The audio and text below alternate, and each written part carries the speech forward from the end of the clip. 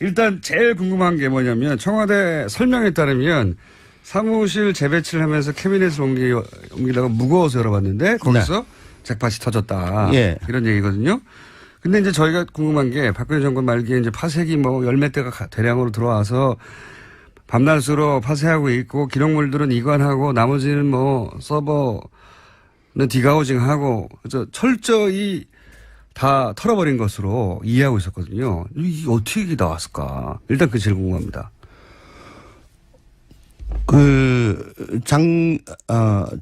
특검이 예. 압수수색 그때 들어가려고 그럴 때 어떤 예. 사람들은 아니 다 치웠을 건데 들어가지고 뭘 아무것도 그러니까요. 없을 거다. 그거 뭐라고 들어갔냐 그럴 때 저는 아니 낙곡이 있다. 낙곡이. 그것만 주워도 쏠찬다라고 했었죠. 사람이 하는 일이니까 예. 어떻게 그 완벽하게 하겠습니까? 네. 그리고 그 캐비넷만 다 열어봐도 네. 당연히 그 안에 문서들은 다 꺼내서 분석하면 될 텐데 그게 구조상 그렇지 않을 수도 있습니까? 어디 꼭꼭 숨겨져 있는 게 여기 발견된 문건의 작성 시점이 2014년 6월부터 2015년 6월이라고 보도가 된 것 같아요. 대략 1년 정도. 예. 예. 누군가 1년 정도 쓴 캐비넷인 거죠. 그러니까 예. 2015년 6월 이후에 작성된 문건이 없었던 걸로 봐가지고는 2015년 6월까지만 누군가가 그 캐비넷을 사용을 했고 예. 그 이후에는 그 캐비넷을 사용하거나 관리한 사람이 없었다는 얘기로 뒤집을 수가 있겠죠. 그 사람이 보직이 변경됐거나 관뒀거나 뭐 자리가 이동됐거나. 예, 어쨌거나 그래서 이건 쓰지 않는 캐비넷으로 돼가지고 그 사무실 내에서도 저 뒤쪽으로 좀 밀려났을 거고. 그러니까 관심의 대상에서 멀어졌을 거고. 작년에 참 올해 그 청와대 그 정권 교체가 될 때 예. 치울 때도 그거는 관심을 기울이지 않았기 때문에. 자기 책상, 자기 캐비넷만 신경 썼지 남의 거니까. 자기 게 아니면 안 열어보겠죠, 청와대에서 당연히? 보통 지시가 자기 거는 다 깨끗이 해라. 그렇게 지시가 가니까요. 그렇죠. 남의 것을 함부로 열 수는 없겠죠. 그러니까 그 자리에서 쓰던, 그 사람이 쓰던 캐비넷 2015년 6월까지 그 사람이 하여튼 보직 변경이든 뭐 사직이든 어쨌든 그래서 더 이상 쓰지 않게 된 캐비넷. 그런 걸로 저는 생각이 됩니다. 그렇게 들으니까 좀 이해가 가네요. 예. 큽니까? 청와대 민정수석실이? 제일 크죠. 청와대 제일 커요? 예, 왜냐하면 이명박 정부 때는 민정 1, 민정 2 두 개 비서관실이 쓰던 거를 박근혜 정부 들어와가지고 민정비서관으로 퉁쳤거든요. 하나로 만들었어요. 예. 그래서 두 개가 합쳐졌고. 예, 예. 근데 민정 1은 이제 민심팀으로 되고 민정 2는 사정팀으로 됐는데 예. 민심팀과 사정팀 사이에는 간율이 격벽이 있습니다. 예. 그래서 민심팀, 사정팀 이렇게 각자 좀 한 비서관실이긴 하지만 그래도 독립성을 가지고 일을 했었는데 이번 문재인 정부 들어가지고는 얘기를 들어보니까 굉장히 그 정원을 다 안 채우고 짧게 가느라고 반만 썼군요, 말하자면. 반만 썼죠. 격벽 안쪽. 그러니까 저 민심팀 쪽만 쓰고 사정팀은 저 비서관하고 좀 멀거든요. 네. 예. 그러니까 가까운 쪽만 쓰다가 최근에 인력이 보강되면서 다시 자리를 재배치하다가 이제 그 가구를 옮겨야 될 거 아니에요. 근데 이건 뭐야? 그렇게 된 것 같아요. 그렇구나. 그렇게 되니까 어느 정도 이해는 갑니다. 이거 굉장히 우연에 의해서 발견된 거네요. 그러면 지금 말씀하시기로는 뒤져보면 뭐 더 나올 수도 있다고 하셨는데 그럴 수도 있습니까? 있을 수도 있고 없을 수도 있는데 뭐라도 있을 수가 있죠. 왜냐하면 낙곡은 항상 있으니까. 그래요? 예. 뭔가 있을 수 있다? 예. 그래서 저 그때 압수수색 무조건 들어가야 된다고. 아무리 치워도 낙곡은 있다. 근데 이번에는 아주 큰 덩어리가 나왔어요. 몇 명이에요? 예전에 박근혜 정부 시절에 민정수석실에 근무했던 사람이 대략 합치면 민정사정 합치면 민정사정 합쳐서 한 50명 가까이? 50명이요? 예. 엄청 크네요. 제일 커요. 다른 예를 들어서 경제수석실 이 정도 되면 얼마납니까? 경제수석실에 예를 들어 경제비서관, 중기비서관, 해양수산비서관 이런 데는 비서관 하나, 선임 하나, 행정관 둘이 또 행정요원 하나 그렇게 한 너댓 명. 야, 굉장히 큰 조직이네요. 민정수석실은. 예. 저희가 고담으로 컸고. 사정비서관. 아니 공직. 공직. 예. 기강비서관. 예. 한 50여 명 가까이 되는군요. 이게 그러면 다른 50명. 예. 다른 부처의 10배, 다른 수석실의 몇 배는 되네요. 수석실이 아니고 비서관실, 개별 비서관실. 왜냐하면 민정수석실 밑에 비서관실이 4개가 있잖아요. 야, 그죠? 민정수석이 힘이 세군요. 그러니까 비추어보자면, 물론 지금 문재인 정부는 더 축소됐다고 하지만, 우병우 전 민정수석의 힘이 굉장히 막강했네요. 많은 인원들을 다뤘네요. 일단 병사로 보면 엄청 많죠. 예. 그렇군요. 이게 인수인계, 그러니까 우병우, 최재경, 조대환 이렇게 급하게 민정수석이 짧은 기간에 3번이나 바꿨잖아요. 네. 그 인수인계가 제대로 안 돼서 그럴 수도 있다. 이 해석도 가능하죠.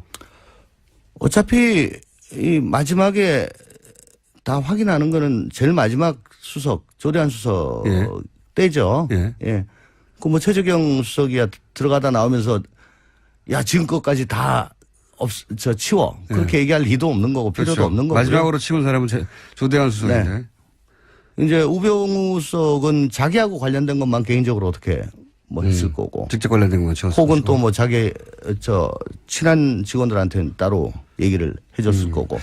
자, 그러면 내용을 좀 여쭤볼게요. 그 일부 공개된 그 문건을 보면 삼성을 어떻게 지원할 것인가. 삼성이 필요한 게 뭐냐 파악해봐라. 이런 내용이 있거든요. 그러니까 첫 번째로 궁금한 건 청와대의 민정수석실에서 특정 기업을 어떻게 지원할 것인가를 파악하는 게 이게 민정수석 업무 범위에 들어갑니까? 그건 경제수석실에서도 뭐 좀 하기가 힘든 일인 것 같습니다. 민정수석의 업무 범위는 아니지 않습니까? 그죠? 예, 아니죠. 네. 그러니까 특정 기업을 대한민국에 제일 잘 나가는 기업인데 이미 그 잘 나가는 기업을 어떻게 지원할 것인가라고 파악해 보라고 할 수도 있습니까? 청와대가? 그런 종류의 지시를 받거나 들어본 적이 있어요? 아니 물론 예. 삼성이 우리나라 경제에서 차지한 비중이 엄청나게 크고 예. 또 삼성이 뭐 법적 제도적으로 뭐 좀 잘못된 게 있어 가지고 예. 애로사항이 많고 그로 인해서 국가 경제에 미치는 악영향이 크다라고 한다면 뭐 그건 할 수가 있겠죠. 예. 근데 제가 지금 문건을 제대로 보지 않은 상황에서 이게 뭐 단정드리기가 참 못합니다. 내용을 좀 봐야 되는데. 문건은 좀 일반론이에요. 보면 예를 들어서 삼성 경영권 승계에서 삼성이 뭘 필요로 하는지 파악해라. 이거는 삼성이 어려움을 겪고 있다기보다는 경영권을 승계하는데 삼성이 필요로 하는 게 뭔지 파악하라는 거잖아요. 사기업에. 그건 좀 아니죠. 예, 이건 아니지 않습니까? 좀이 아니라 많이 아니지 않습니까? 그리고 이제 삼성의 과제 해결하는데 정부도 상당히 영향을 행사할 수 있는 부분이 있다. 이거는 이제 삼성 문제를 해결해 주는데 정부가 영향을 행사해서 해결해 줄 부분이 있다는 거잖아요. 네, 그게 뭐 국민연금 예, 의결권이라든가. 그런 거죠. 그 다음에 금산분리. 네. 법을 좀 만들어준다든가. 법제도 뭐 그런 네. 거죠. 이것도 민정이 파악할 내용의 업무 범위에 들어갑니까? 그게 국익과 예. 직접 관련이 있다면. 국익과. 예. 이게 삼성의 이익과만 관련이 있다면요. 만약에 그렇다면 그거는 좀 아니죠. 그건 아닌 것이고. 이게 이런 내용들이거든요. 한마디로 하면 삼성이 이제 아버지가 쓰러지고 아들에게 이 경영권을 넘겨야 되는데 그 과정에서 문제가 있을 수 있는데 그걸 정부가 도와주고 그리고 정부도 얻을 게 있으면 얻고. 근데 사기업으로부터 정부가 얻을 수 있으면 얻고 이게 말이 되냐 이거죠. 세금을 많이 내게 해라 이런 동안. 어쨌거나 지난 탄핵 과정에서 우리 국민들께서 보신 게 네. 그 권력을 오용하는 거죠. 네. 그래서 이익은 사유화하고 손실은 사회화하는. 그렇죠. 그렇죠. 예. 네. 그런 사례를 보면서 이게 나라냐라고 했지 않습니까? 그게 뭐 굳이 권력뿐만 아니고 기득권 집단들이 거의 그런 행태를 보이고 있기 때문에 네. 뭐 많이 붕괴하고 이게 나라냐라고 하면서 바꿔보자라고 했는 건데 뭐 이 정도로 가름할게요. 민정수석실을 그러니까 저희가 궁금한 건 이런 거죠. 민정수석실의 고유 업무 범위가 맞느냐. 그런데 이게 특정 기업을 위하는 거라면 업무 범위는 아니다라고 말씀하시는 것이고. 그러니까 인텐션이 뭐냐. 특정 네. 기업이라도 네. 인텐션이 뭐 하려고 알아보는 거냐. 국가경제 국익. 네. 예. 뭐 그런 건 안 몰라도 또 이게 창조경제하고 직접 관련이 있으면 모르겠습니다. 그게 아니라 이게 이제 결국은 말을 지원받고 최순실한테 돈을 지원받고 이런 걸로 연결되는 거라면 당연히 말이 안 되는 건데. 그건 뭐 우리 공장장 같은 분은 그렇게 항상 색안경을 끼고 보는 거죠. 색안경. 그래도 저 문건을 보지 않고 단정 짓는 거는 위험합니다. 네. 하여튼 그런 정황은 있으나 이게 그렇게 단정 지을 수 있는 문건인지 아닌지는 좀 봐야 된다, 직접. 예, 근데 이 내용이 지금 자필 메모에서 나왔다는 거고, 자필 메모란 건 이제 필체란 게 있을 거고요. 그러면 누가 작성했는지, 다른 프로세스, 워드 프로세스로 작성한 것보다 훨씬 더 쉬울 거 아니에요? 그렇죠. 예. 자기 필체가 있으니까. 예. 그리고 이런 일을 시켰을 때는 아무리 50명이라 하더라도 시킬 만한 사람이 딱 있잖아요. 그렇죠? 에이스가 있죠. 에이스가 있죠. 예. 그리고 의원님 머릿속에 떠오르는 사람도 있는 거 아닙니까? 안 알려줘. 하여튼, 이런 라인을 탔겠구나 하는 떠오르는 라인에 있는 거죠. 그림은 그려집니다. 그러시군요. 예. 누군지 말할 수 없고. 안 알려줍니다. 그건 검찰이 알아서 합니다. 예. 검찰에는 알려주실 생각은 있으시고. 물어보면요. 방송을 들으시면 연락을 바로 주십시오.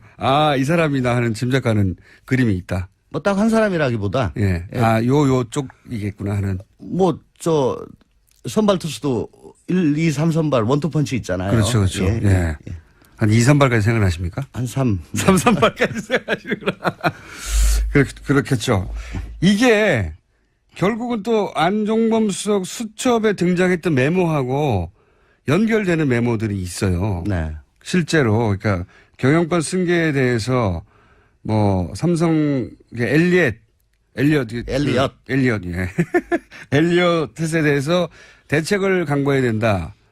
메모에. 또는 금산분리에 대한 이야기, 은산분리에 대한 이야기, 승마에 대한 이야기 이런 메모들이 등장하다 보니까 연결되거든요. 승마도 나옵니까 메모에? 안종범 수첩. 안종범. 수첩에는. 승마는 이제 대가죠 결국은. 네. 이렇게 두 가지가 연결되는 부분이 있는데 이게 이재용 부회장의 재판에 영향을 줄 수 있을까요? 언론들은 영향을 줄 거라고. 우리 공장장 말씀대로 그게 다 증거 능력이 인정이 되고 또 합리적인 의심을 배제할 정도로 그게 시기적으로나 내용적으로나 그게 서로 관계가 있다면 그건 아주 중요한 자료가 되겠죠. 근데 이제 시기가 8월 초면은 지금 이재용 부회장 결심 공판을 한다는 얘기거든요. 네. 엄청 빨리 진행되고 있습니다. 지금은 이제 7월도 한 보름도 안 남았는데. 네. 그러면 대략 보름 사이에 이 문서가 법적 효력을 가지려면 어떻게 해야 됩니까? 우선 이재용 부회장 8월 2일 날 결심한다는 거는 재판부의 생각이 지금 그런 건데 지금 변수가 생겼죠. 이재용 부회장의 구속 만기는 8월 27일로 알고 있습니다. 그러면 대충 한 2주 전까지는 결심하면 되니까 잘 하시잖아요. 그럼 8월 광복절 무렵까지만 결심하면 되니까 꼭 8월 2일이다 이렇게 할 필요는 없는 것 같고요. 일단 그렇게 얘기는 했지만 재판부가. 잘 하시면서요. 그리고 그러니까 한 달 조금 덜 남았죠. 그렇게 따지면. 이게 일종의 전문 증거라 작성자를 불러야 되지 않습니까? 어쨌든 지금 자필 메모가 가장 중요하게 지금 떠오르고 있는 것 같은데 아까도 말씀드렸다시피 자필이기 때문에 필체가 있고 또 대충 할 수 있는 사람이 특정이 되니까 범주가 있으니까 몇 사람 그리고 불러서. 또 그분들이 거의 다 공직자들이니까요. 현재 스코어. 그러니까 부르면 오겠죠. 불러서 본인이 작성한 게 맞다는 얘기를 확인해야 되죠. 확인해야 되고 그러면 이런 걸 왜 만들었냐. 아까 말씀하셨다시피 민정에서 이게 할 일이냐. 민정에서 왜 이런 걸 만들었냐. 그러면 너의 독창적인 생각이냐. 무슨 지시를 받았냐. 지시를 받았겠죠? 전 그렇게 추정이 되지요. 만약에 이게 민정에서 만든 거라면. 이런 내용을 민정이 스스로 알아서 작성하지는 않지 않습니까? 어떻습니까? 이런 거 하기가 힘들죠. 그렇죠. 이런 거 시켜서 해야 되는 거죠. 이건 생각해 보세요. 민정에서 글쎄요. 이런 내용을 행정관이 갑자기 혼자 작성한다. 갑자기 혼자 한다. 그건 삼성에서 장학생으로 되지 않는 이상은 상당히 힘들죠. 그러니까요. 갑자기 행정관이 혼자서 삼성 경영권을 기회로 활용해가지고 삼성이 뭘 필요로 하는지 파악해야 되겠다. 이렇게 생각한다는 건 말이 안 된단 말이죠. 누가 시켰을까요? 그러니까 그 작성자의 상급자. 작성자의 상급자. 그러면 당시 민정수석. 그러니까 비서관일 수도 있고 수석일 수도 있고 실장일 수도 있고 혹은 비서실장일 수도 있고 혹은 3인방일 수도 있고 3인방일 수도 있습니까? 그렇죠. 실제 그러니까 직제상의 문제가 아니라 실제 당시 청와대가 돌아가는 데 있어서 그러니까 3인방이 그 실무자한테 직접 지시는 하지 않지만 네. 수석이나 비서관한테 특히 수석한테는 3인방이 그런 지시를 할 수 있는 권한이 있었어요. 지시라기보다는 뭐 협조겠죠. 말은 협조지만 예. 사실상 3인방이 자기 업무 소관이 아닌데도 3인방이 그런 업무 협조란 이름으로 이런 요청을 하면 3인방의 힘을 청와대 내에서는 다 알고 있었기 때문에 그건 뭐 VIP의 의중이 담긴 걸로 그렇게 생각합니다. 3인방 입에서 나오면 예. 그래서 3인방도 가능하고 원래 직제상호는 비서실장에서 나와야 되는 거 아닙니까? 그렇죠. 원래 직제상호는 그런데 실제 돌아가기로는 3인방에서도 그러니까 예를 들어 네. 뭐 실수비 같은 데서 이게 이슈로 나왔는데 네. 경제수석하고 고용복지수석이 주로 관련이 되잖아요. 네. 그렇지만 민정도 좀 알아봐라. 네. 뭐 이렇게 했을 수도 있죠. 그런데 이걸 이렇게 그 여러 다른 수석들이 있는데 대놓고 얘기하는 건 좀 할 내용은 아니죠. 부적절한 것 같고. 그러니까요. 예. 그럼 비서실장이나 3인방에서 왔을 가능성이 높다. 있다. 경제수석이 요구했을 가능성은 또 어떻게 보십니까? 셋 중 하나입니까? 경제수석 아니면 비서실장 아니면 3인방. 경제수석이 그건 조금 상상이 안 갑니다. 왜 상상이 안 가죠? 자기들이 하면 되지 뭘 이걸. 자기들이 하면 되죠. 그렇군요. 민정에다 이거 해라 저거 해라 할 그런 입장은 아닙니다. 그렇군요. 경제수석실이. 경제수석실이 민정에 대해 이런 거 요청하는 지시할 그런 위계가 아닙니까? 그다지? 위계라기보다는 그건 좀 생뚱맞죠. 만약에 그런 걸 얘기를 한다면. 저희는 뭐 그게 생뚱한지 안 맞는지 모르니까요. 그럼 비서실장 아니면 3인방 이렇게 압축하는 게. 예. 그러니까 그렇게 돼서 뭐 수석한테 그게 입력이 돼가지고 갔거나. 예. 그렇군요. 청와대의 민정수석실에서 특정 기업을 어떻게 지원할 것인가를 파악하는 게 이게 민정수석의 업무 범위에 들어갑니까? 그건 경제수석실에서도 뭐 좀 하기가 힘든 일인 것 같습니다. 민정수석의 업무 범위는 아니지 않습니까? 그죠? 예, 아니죠. 네. 그러니까 특정 기업을, 대한민국에 제일 잘 나가는 기업인데 이미 그 잘 나가는 기업을 어떻게 지원할 것인가 라고 파악해 보라고 할 수도 있습니까? 청와대가? 그런 종류의 지시를 받거나 들어본 적이 있어요? 물론 삼성이 우리나라 경제에서 차지한 비중이 엄청나게 크고 또 삼성이 뭐 법적 제도적으로 뭐 좀 잘못된 게 있어가지고 애로사항이 많고 그로 인해서 국가 경제에 미치는 악영향이 크다라고 한다면 뭐 그건 할 수가 있겠죠. 근데 제가 지금 문건을 제대로 보지 않은 상황에서 이게 뭐 단정드리기가 참 못합니다. 내용을 좀 봐야 되는데. 문건은 좀 일반론이에요. 보면 예를 들어서 삼성 경영권 승계에서 삼성이 뭘 필요로 하는지 파악해라. 이거는 삼성이 어려움을 겪고 있다기보다는 경영권을 승계하는데 삼성이 필요로 하는 게 뭔지 파악하라는 거잖아요. 사기업에. 그거는 좀 아니죠. 예, 이건 아니지 않습니까? 좀이 아니라 많이 아니지 않습니까? 그리고 이제 삼성의 과제 해결. 굉장히 그 정원을 다 안 채우고 짧게 가느라고. 반만 썼군요, 말하자면. 반만 썼죠. 격벽 안쪽. 그러니까 민심팀 쪽만 쓰고 사정팀은 비서관하고 좀 멀거든요. 예. 그러니까 가까운 쪽만 쓰다가 최근에 인력이 보강되면서 다시 자리를 재배치하다가 이제 그 가구를 옮겨야 될 거 아니에요. 근데, 이거 뭐야? 그렇게 된 것 같아요. 그렇구나. 그렇게 되니까 어느 정도 이해는 갑니다. 이거 굉장히 우연에 의해서 발견된 거네요. 그러면 지금 말씀하시기로는 뒤져보면 뭐 더 나올 수도 있다고 하셨는데 그럴 수도 있습니까? 있을 수도 있고 없을 수도 있는데 뭐라도 있을 수가 있죠. 왜냐하면 낙곡은 항상 있으니까. 그래요? 예. 뭔가 있을 수 있다? 예. 그래서 그때 압수수색 무조건 들어가야 된다고. 아무리 치워도 낙곡은 있다. 근데 이번에는 아주 큰 덩어리가 나왔어요. 몇 명이에요? 예전에 박근혜 정부 시절에 그 민정수석실에 근무했던 사람이 대략 합치면 민정사정 합치면 민정사정 합쳐서 한 50명 가까이? 50명이요. 예. 엄청 크네요. 제일 커요. 다른 예를 들어서 경제수석실 이 정도 되면 얼마납니까? 경제수석실에 예를 들어 경제비서관, 중기비서관, 해양수산비서관 이런 데는 비서관 하나, 선임 하나, 행정관 둘이 또 행정요원 하나 그렇게 한 너댓 명. 야, 굉장히 큰 조직이네요. 민정수석실은. 예. 저희가 고담으로 컸고. 사정비서관. 아니 공직. 공직. 예. 기강비서관. 예. 한 50여 명 가까이 되는군요. 이게 그러면 다른 50명. 예. 다른 부처의 10배, 다른 수석실의 10배는 되네요. 수석실이 아니고 비서관실, 개별 비서관실. 왜냐하면 민정수석실 밑에 비서관실이 4개가 있잖아요. 야, 그죠? 민정수석이 힘이 세군요.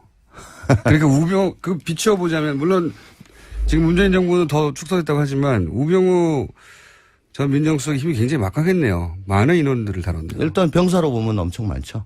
네, 그렇군요. 이게 인수인계, 그러니까 우병우, 최재경, 조대환 이렇게 급하게 민정수석이 짧은 기간에 3번이나 바꿨잖아요. 네. 그 인수인계가 제대로 안 돼서 그럴 수도 있다. 이 해석도 가능하죠. 어차피 이 마지막에 다 확인하는 거는 제일 마지막 수석, 조대환 수석 예. 때죠. 예. 예. 최재경 수석이야 들어가다 나오면서 야, 지금껏까지 다 치워. 그렇게 얘기할 리도 없는 거고 필요도 그렇죠. 없는 거고. 마지막으로 치운 사람은 조대환 수석인데. 네. 이제 우병우 수석은 자기하고 관련된 것만 개인적으로 어떻게 했을 거고. 직접 관련된 것만 치웠을 혹은 또 자기 친한 직원들한테는 따로 얘기를 해줬을 거고. 자, 그럼 내용을 좀 여쭤볼게요. 그 일부 공개된 그 문건을 보면 삼성을 어떻게 지원할 것인가. 삼성이 필요한 게 뭐냐 파악해봐라. 이런 내용이 있거든요. 그러니까 첫 번째로 궁금한 건, 자리가 이동됐거나. 예, 어쨌거나 그래서 이건 쓰지 않는 캐비넷으로 돼가지고 그 사무실 내에서도 저 뒤쪽으로 좀 밀려났을 거고. 그러니까 관심의 대상에서 멀어졌을 거고. 작년에, 올해 그 청와대 그 정권 교체가 될 때. 예. 치울 때도 그거는 관심을 기울이지 않았기 때문에. 자기 책상, 자기 캐비넷만 신경 썼지. 남의 거니까. 자기 게 아니면 안 열어보겠죠, 청와대에서 당연히? 보통 지시가 자기 거는 다 깨끗이 해라. 그렇게 지시가 가니까요. 그렇죠. 남의 네. 것을 함부로 열 수는 없겠죠. 그러니까 그 자리에서 그 사람이 쓰던 캐비넷 2015년 6월까지 그 사람이 하여튼 보직 변경이든 사직이든 어쨌든 그래서 더 이상 쓰지 않게 된 캐비넷. 그런 걸로 저는 생각이 됩니다. 그렇게 들으니까 좀 이해가 가네요. 예. 큽니까? 청와대 민정수석실이? 제일 크죠. 청와대 제일 커요? 예, 왜냐하면 이명박 정부 때는 민정 1, 민정 2 두 개 비서관실이 쓰던 거를 박근혜 정부 들어와가지고 민정비서관으로 퉁쳤거든요. 하나로 만들었어요. 예. 그래서 두 개가 합쳐졌고. 예. 근데 민정 1은 이제 민심팀으로 되고 민정 2는 사정팀으로 됐는데 예. 민심팀과 사정팀 사이에는 간율이 격벽이 있습니다. 예. 그래서 민심팀, 사정팀 이렇게 각자 좀 한 비서관실이긴 하지만 그래도 독립성을 가지고 일을 했었는데 이번 문재인 정부 들어가지고는 얘기를 들어보니까 일단 제일 궁금한 게 뭐냐면 청와대 설명에 따르면 사무실 재배치를 하면서 캐비넷을 옮기다가 무거워서 열어봤는데 거기서 잭팟이 터졌다. 예. 이런 얘기거든요. 근데 이제 저희가 궁금한 게 박근혜 정권 말기에 이제 파쇄기 열몇 대가 대량으로 들어와서 밤낮으로 파쇄하고 있고 기록물들은 이관하고 나머지는 서버는 디가우징하고 그래서 철저히 다 털어버린 것으로 이해하고 있었거든요. 이게 어떻게 나왔을까? 일단 그게 제일 궁금합니다.